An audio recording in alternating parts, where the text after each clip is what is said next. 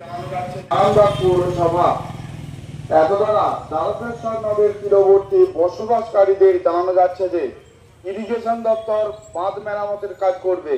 সেই কারণে বাঁধের ওপর কোনো রকম গবাদি পশু, যানবাহন, ইমারতি দ্রব্য বা বাড়ির জিনিসপত্র রাখিবেন না। সঠিকভাবে চলাচলের জায়গা মুক্ত রাখিবেন। বালির ভ্যান, ট্রাক্টর সহ কোনো রকম ভারী গাড়ি ও লোডিং গাড়ি বাদ দিয়ে যাওয়া যাবে না। প্রচারে আরামবাগ পৌরসভা। এতদ্বারা তারকেশ্বর নদের তীরবর্তী বসবাসকারীদের জানানো যাচ্ছে যে ইরিগেশন দপ্তর বাঁধ মেরামতের কাজ করবে। সেই কারণে বাঁধের ওপর কোনো রকম গবাদি পশু, যানবাহন, ইমারতি দ্রব্য বা বাড়ির জিনিসপত্র রাখিবেন না। সঠিকভাবে চলাচলের জায়গা মুক্ত রাখিবেন।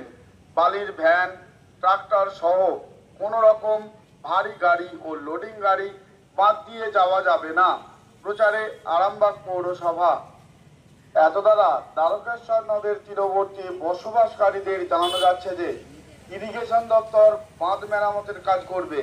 সেই কারণে বাঁধের ওপর কোনো রকম গবাদি পশু, যানবাহন, ইমারতি দ্রব্য বা বাড়ির জিনিসপত্র রাখিবেন না।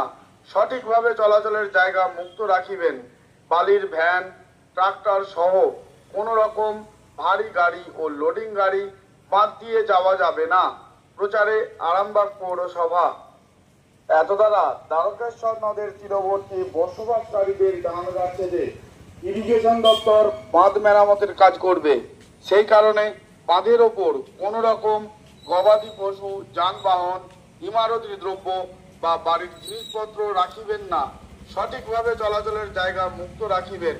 বালির ভ্যান, ট্রাক্টর সহ কোনো রকম ভারী গাড়ি ও লোডিং গাড়ি বাদ দিয়ে যাওয়া যাবে না। বসবাসকারীদের জানানো যাচ্ছে যে ইরিগেশন করবে। সেই কারণে বাঁধের ওপর কোনো রকম গবাদি পশু, যানবাহন, ইমারতি দ্রব্য বা বাড়ির